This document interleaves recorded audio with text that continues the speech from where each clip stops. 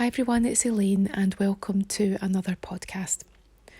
What I love about working in the creative industries is the amount of talent that you actually get to work with. Sometimes I might be booked on a job. There have been times when I've been the creative director and it's up to me to decide who's working with me on the project. And in this case, I'm speaking to Sarah Haran and I was booked to work on one of Sarah's early campaigns. You'll hear Sarah's story as we chat, and she really is multi-talented. She had a high-level tech job and she needed her bags and her wardrobe and all of her accessories to perform for her as she was travelling, as she was going from meeting to meeting, from day to evening. And it was through this that she realised that quite a lot of her bags and her accessories just were not cutting it.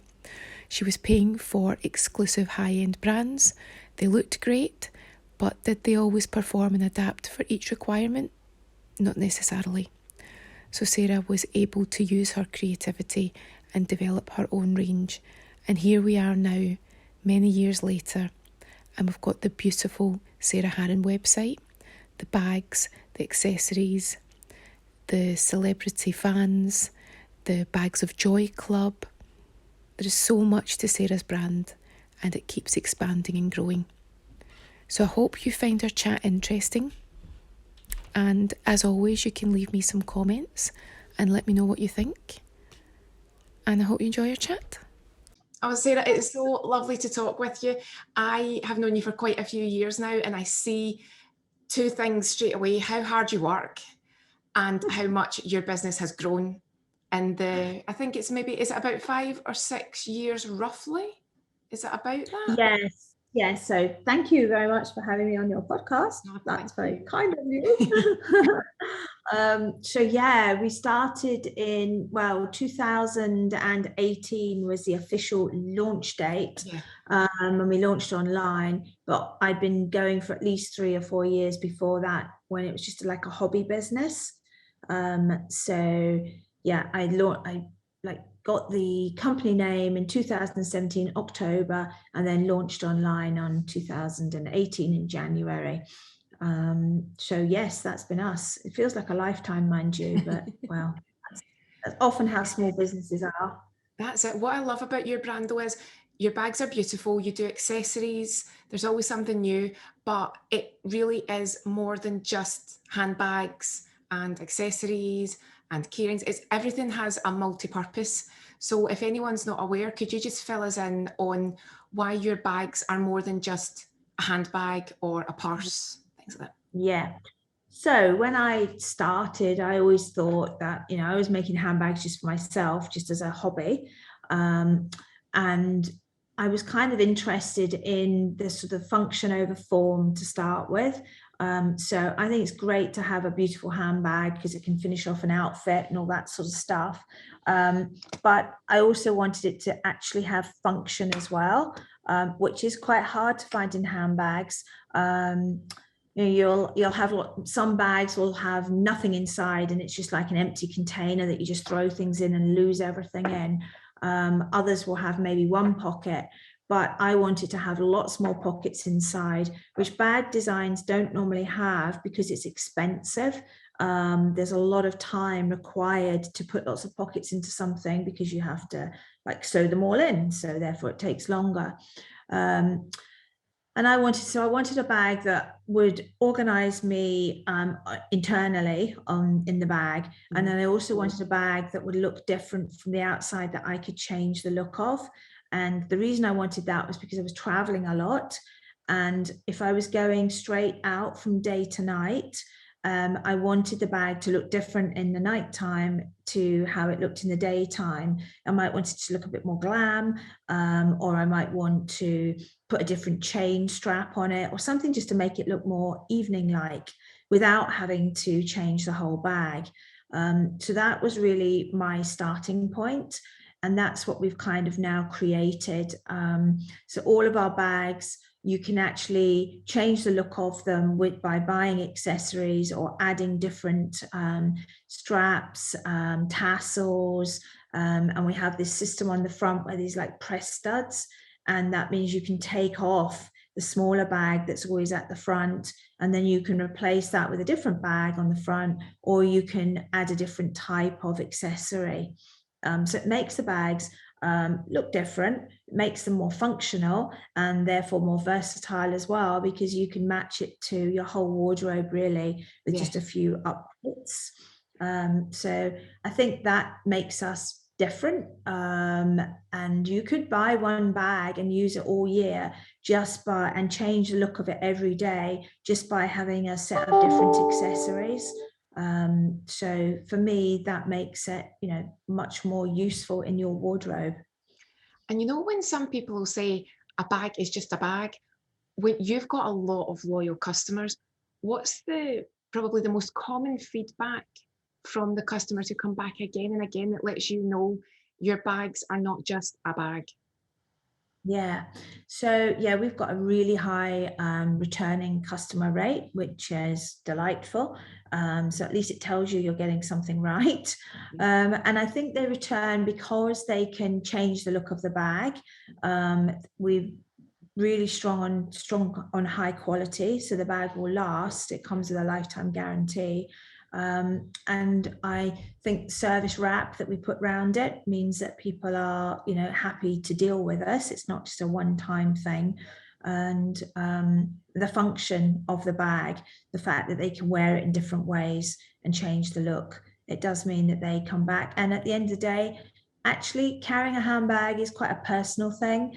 And a lot of our customers simply say, well, the bag brings them joy in their way, and I always think of that like the guys that buy loads of cars, or females as well, that have this affinity with buying a load of cars because it brings them joy. And some girls are into shoes, and some men as well, so it's all the things that bring separate people, the things that are joyful for them.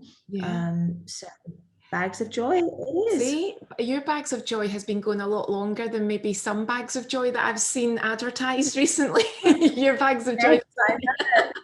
I know. Mention that. I'm glad I've inspired. I know. I'm glad I've inspired. It's a compliment. I think it's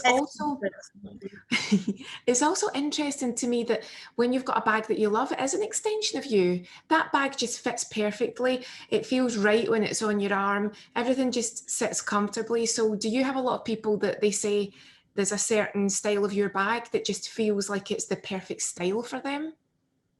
Yeah, our bestseller is the Dahlia, which is a tote bag, and it has the pocket on the front, the ivy on the front. That is our hero piece. And we've got customers that have got maybe 4 or 5, 6 of them because they just want that bag just suits them. And one of the things I always try and design with the bags actually is that the pocket layout is always the same inside bags. So actually, if you are changing your bag, it makes it dead simple to put things back into the place that you've got used to it being. So that is handy for our customers, but it also means that they don't have to think about changing their bag if they wanted to. And people are really, they get into their own ways. We get customers that would never buy X bag because they can't use it as a crossbody, or they can't do this, they can't do that, and I guess that's just customer choice and how people like their things to be. And I know you won't want to say this because you'll be too modest, but the press has picked up quite a lot on your bags over the years, which I think is always nice to see. Yeah, well, you're right. It's like, so it's been great actually to have that recognition. It is really helpful. And as we get a little bit bigger and a little bit more well known, that means we get more people that are willing to comment about it. So we've also got some good influencers that have helped as well. So Anthea Turner is probably our main ambassador. And she genuinely loves our handbags. She was gifted one, somebody bought her one of our bags, and that's how it kind of started. And she just works with us now. But the thing I like about Anthea is she's completely authentic about their bags. She genuinely loves them. So she's not just using it a one-off thing. She's like using them all the time, which is lovely. I was about to say that. When I think of Anthea, I think of someone who is quite natural and authentic and down to earth.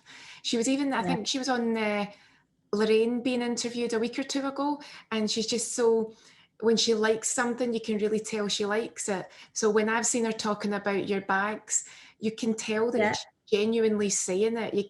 You know that these are just her words out of her mouth, and it's not something, you know, sometimes you watch something and you can tell it's a bit scripted, but you can see that she's genuinely talking about her bag. No, she's definitely like loves the bags, which is great, and that really does come across. And for us, that's much more important. You know, I wouldn't want to be a brand that just buys likes or just passes a bag and they use it once and then it's so obvious, and then tomorrow they've got another bag and they've got, you know, because there are influencers like that that are out there, but we've tried to avoid that as much as possible, really. And the thing is, just again, because I'm so familiar with your brand, I know that you will be too professional to say it, but I know, because I've seen different pictures and things like that, there's quite a lot of well-known people that have one of your bags. But again, you don't, I know what it's like sometimes when it's your own brand, you don't always want to name drop, but there are quite a few well-known people that definitely own at least one of your items. So there's no question that it's definitely a brand that is working its way throughout everyone. But there's definitely quite a lot of people who you'd be like, oh, I know them. But I know yourself, your own brand, sometimes you're like, nope, you can find out for yourself. Well, I'm hoping that we get more of these types of things. In fact, we've yet to receive it yet, but we have had apparently a nice letter from Lorraine Kelly. So she's got a bag already, actually, from a while ago. Excellent. And then we sent her some more stuff recently. And then we've got people that have also purchased for themselves, who are a bit more well known. So that's just building, and I just think it's like time in. So Jenny Faulkner is a great ambassador, and she's not really an ambassador, she just loves our bags. So people like that's nice. Tony Buxton, and there's a few. So hopefully we'll just keep building that up. And in Scotland, we've been lucky with Jean Johansson, loves the bags, and Rachel McTavish. So these are just people that we're coming across, and they've gone and bought a bag. So that's kind of strange for me anyway. But it's lovely. It must just be that lovely little buzz when you see it and you think, yes, I love it. I just think, I know. How do I get more? How do I get some more people? Yeah, it's like anything, isn't it? Trying to build a brand, it's like an ever growing, or it's an ever forever thing. Just all those little wins. But yes, always, yes. Exactly. One day there'll be an avalanche. That's it. And you'll be like, oh, stop. And we're coming up to Christmas now. Is there a key colour or a key, again, like the dahlia is really popular. Would you say that there's an item that when people are buying it for someone else, you think, actually, that colour always seems super popular for Christmas, or that design? Is there ever something, or is it different every year? Is there a more popular one each year? It seems to, there doesn't seem to be, like it seems to go in batches. Like we had a whole load of two of our other types of bags, actually, the Fern and the Jasmine. The Jasmine is our smaller crossbody bag, so it's quite an affordable price in comparison to like a dahlia. So you can get a Jasmine for £150, which sounds a lot, but if you know it's guaranteed and it's going to last you, then actually it's a better investment than just keep buying sort of fast fashion type handbags. So the Jasmines, and they go through phases. So we had a phase of bright blue. Everybody wanted bright blue, and I guess this is also a learning curve as well. So we ordered more bright blue, and then we couldn't sell the bright blue. So it's like people do, and we've noticed with customers, they'll say, oh, I really have to have that one. And when you don't have any left, that's when they seem to be really actively wanting what you had. So that's kind of strange. It's like maybe it's just human nature that when you can't have something and you can't get it, then you want it even more. And then when you can get it, a bit like, well, maybe I'll get that next week, or I'll get it the week after. So I think That there might be an sounds like element. us, but that's a really good point. I'm so glad you said that about price, because I think that when you understand the price of something that has been made by an independent brand, that's had the design that's gone into it, that's had the manufacture process, the materials chosen, I think it does shine a light. A lot of people still will have it in their head, why would I spend anything more? And I'll be honest, obviously everyone have got different price points that they can afford, Yes. but you will have people that will have fast fashion prices stuck in their head. There'll be people that Yes. will think anything over 30 or 40 pounds is just, why would I want to spend that? Because they'll be thinking, and again, it's their choice, oh, I can keep changing my bag, I can keep buying a new bag. And maybe again, you have a cheaper bag and it doesn't matter if the strap breaks, or it doesn't matter if the lining bursts, or you don't care if the zip goes, because you're thinking in your head, oh, it was only £25, it was only £40. What would you say to that person who maybe over the course of 4 or 5 years maybe did spend £300 on lots of fast fashion bags that they didn't mind breaking, but it couldn't have been brilliant, it couldn't have been the best experience when there may be 5 or 6 uses into it and something effectively breaks or goes bust on their bag? Yeah, and invariably it goes bust when you don't need it to, like when you're on a train or you're on an airplane or something. So, well, it's such a difficult one because, as you say, everybody has the budget that they can afford.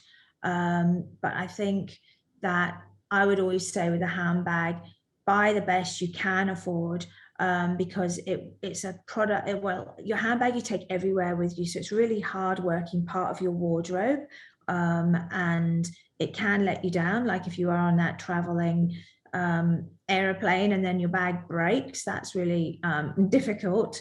And so buy something that will last, that's obviously good for the planet, which is a big thing about sustainability. If something has cost £30, then that means that whoever produced that bag is probably only getting paid about £5 or £2 even, depending. So it's especially from females, we want everybody to have the opportunity to earn a good wage. So fast fashion is a thing and it's an important part of the world's economy. But I think people have to think a little bit more, and I think people are becoming much more aware of the damage that fashion in particular does cause. But with our bags, the beauty of it is that you can not only get that high quality product that will last, but you can change it. So you can do that, knowing that you've got a quality product that has been made in a place where the staff are all paid wages correctly, and there's not any sort of sweatshop type practices going on. So I think that is something that we all have to consider nowadays. But at the end of the day, it is people's absolute choice, and that absolutely is how that should be as well. But for me, I just think, well, if you buy good quality, it should last, and that's kind of good news. Is that classic price per wear, price per use? Well, that's right. Yeah, exactly. Yes. I like that when someone's bought something, if you call it an investment piece, I like it when they say that they're actually into negatives now. It's almost like they're being paid to wear it, paid to use it. Yeah, so it's the age-old thing, isn't it? If you divided out some of our bags over, a year or so, then actually it's the price of a cup of coffee. And lots of people don't think twice about going and getting a coffee from Costa Coffee at £3. And with our Jasmine bag, it's, if you split it out over every day of the year, over every day of 1 year, then it's like less than a cup of coffee. And you've got something that you can keep. And that's exactly it. If someone loves your handbags and thinks, right, that's the one for me, I think that they would view that in the same way that someone who's into earrings would say, I'm getting those Chanel earrings, or, the shoes, I'm getting those shoes. I think when they fall in love with one of your handbags, I think that's how they would treat it. They wouldn't just be throwing the handbag on the floor at the end of the day. You really do, you want to look after them. Yes, you want to love it and look after it. And that's what I think we find with our customers. Yeah. So that's See, I always love good. it. And do you get any people that are such a fan of the brand that they all send you via social media, like any spots where they've said, oh, I spotted your bag here, and they might take like a picture and it would just be a random person? A random person, and they've had people that they've been walking the streets or have suddenly met somebody else and said, oh, I see you've got a Sarah Haran bag. So that's quite nice. And that will get bigger hopefully as we grow.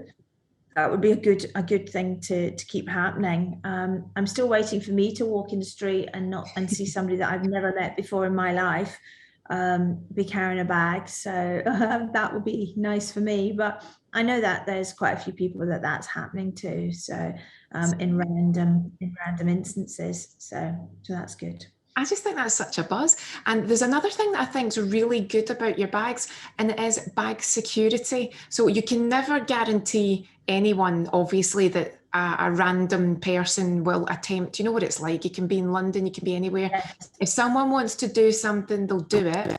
But you've went above and beyond with how you approach bag security with your brand, if you don't mind filling us in, because I was really impressed when you did a demo maybe a couple of years ago now, and it was the extra things that you'd thought of for bag security.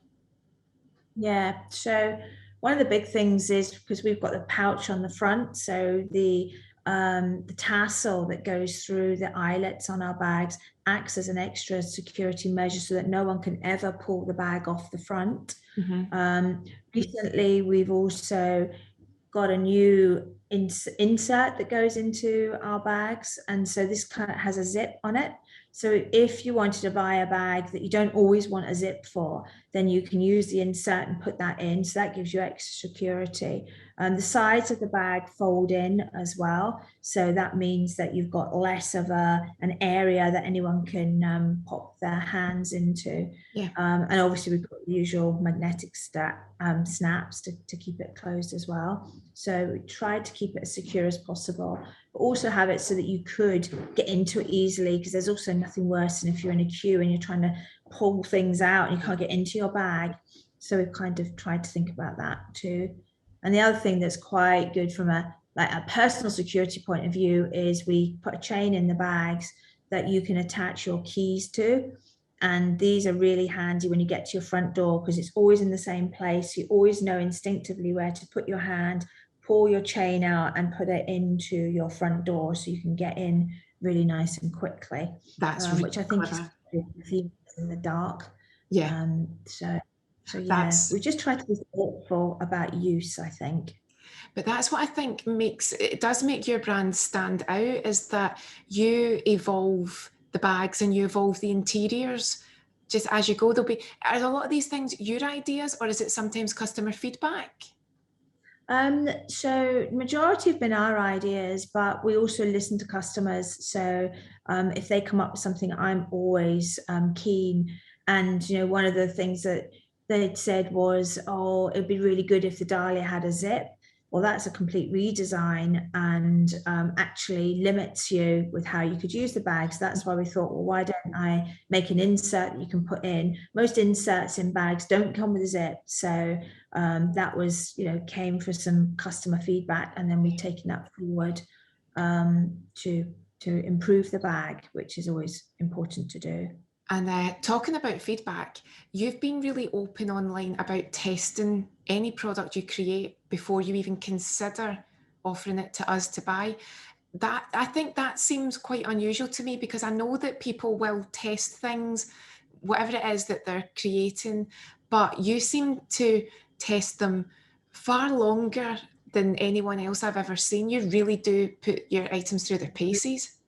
Yeah, because again, you just don't know how anybody's going to use it. And when you make a design and you've drawn it, and then you've made a sample, and then you've made maybe one or two of that bag, often it just gets then put to the side and then goes back to the factory, and everyone signs it off and says, now produce that. There's no real life testing. So they'll do testing, some stress testing in the factory, but no one's taking it out for a period of time and actually using it to say, well, that looked good on my drawing, but actually it doesn't really work in real life, in real usage. So we do that. And I always test bags, at least 3 to 6 months to make sure that they work properly in real life, rather than just, on a catwalk or like in the production unit.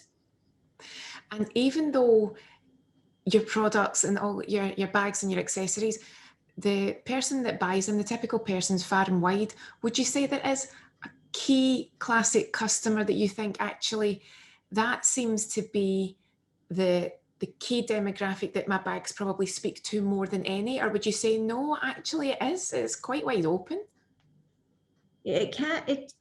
Well, it is wide open because anybody could carry one of our bags, but actually in terms of marketing, that would lead to quite a scattergun approach. And if you've only, like, we're a small independent brand, so we don't have loads of marketing money.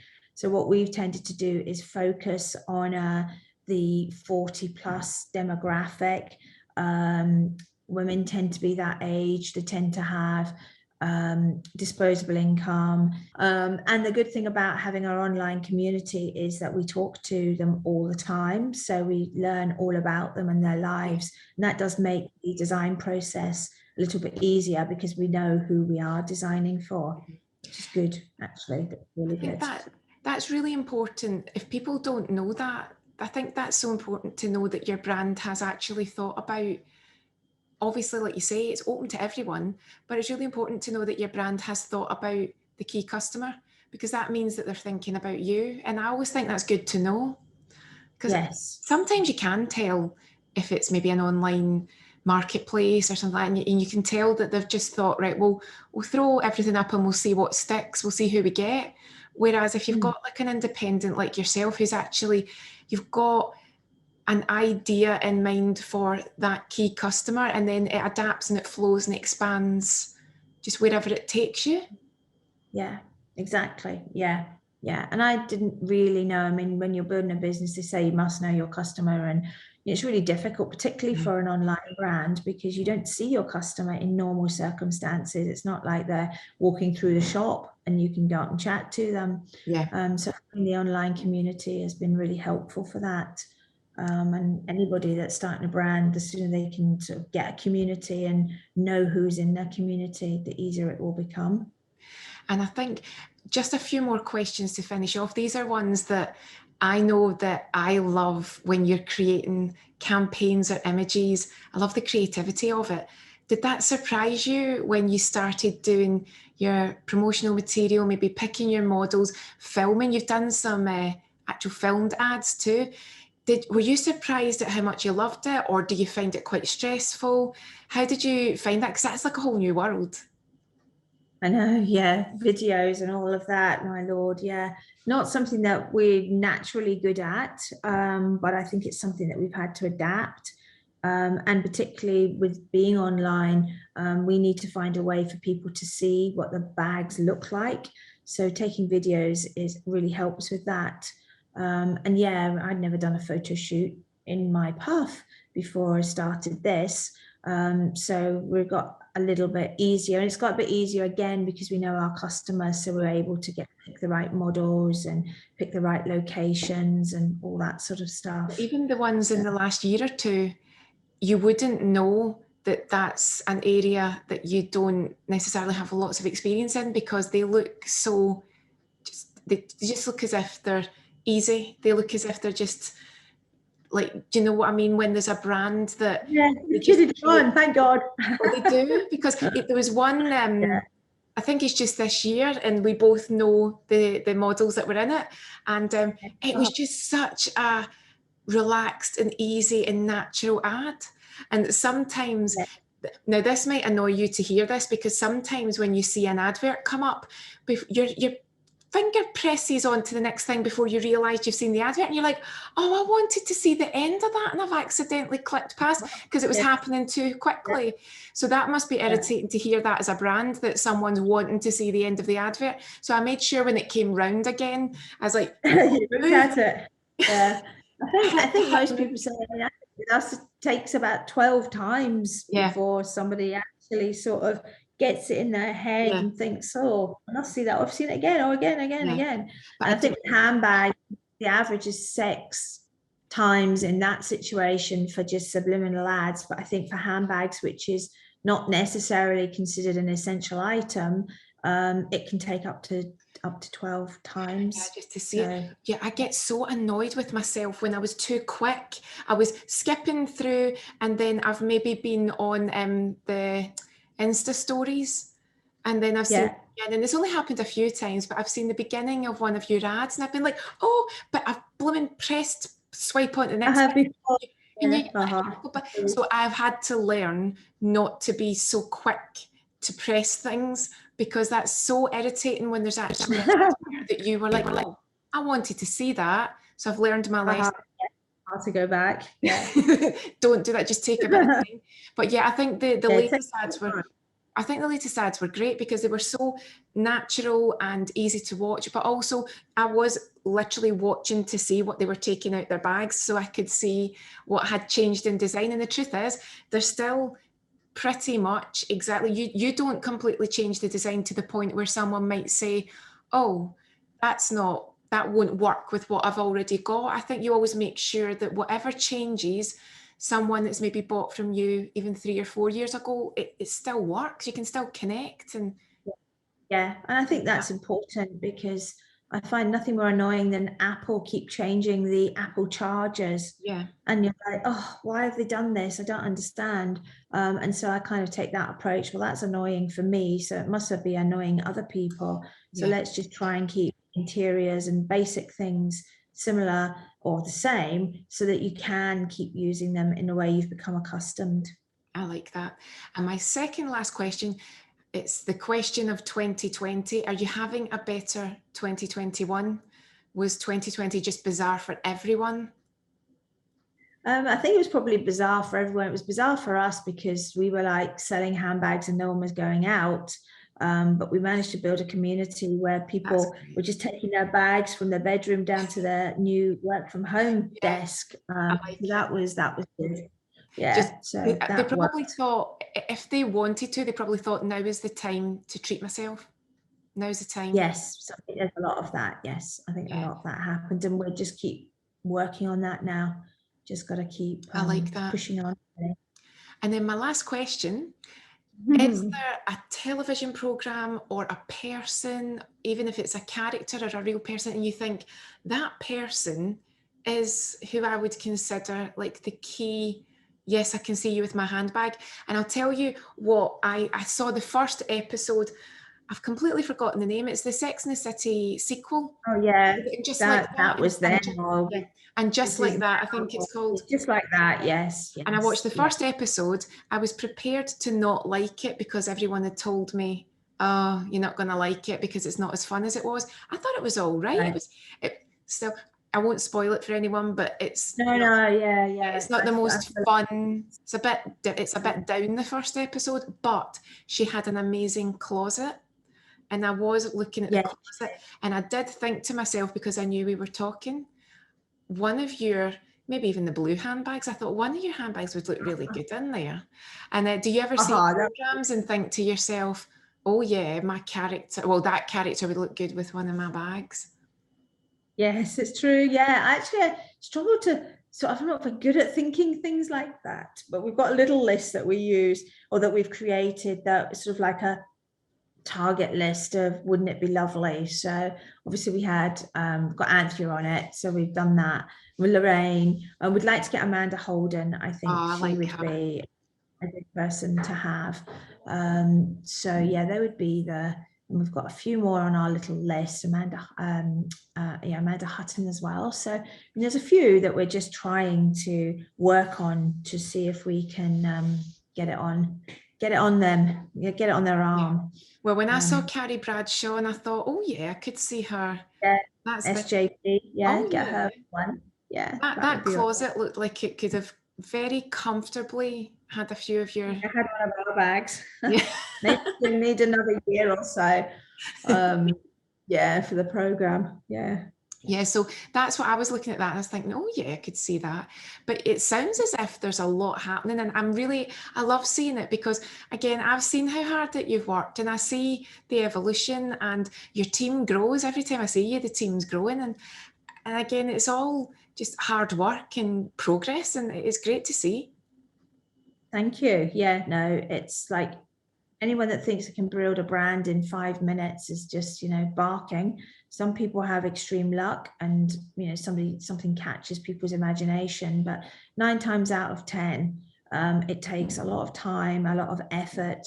I think I always remember Richard Branson. He said something about, he's been going all these years, and it took him about 10 years, I think, before he's got his first big deal. And everyone only sort of woke up to that, and they thought, you've been so lucky. And he was like, no, I've been doing this for 10 years.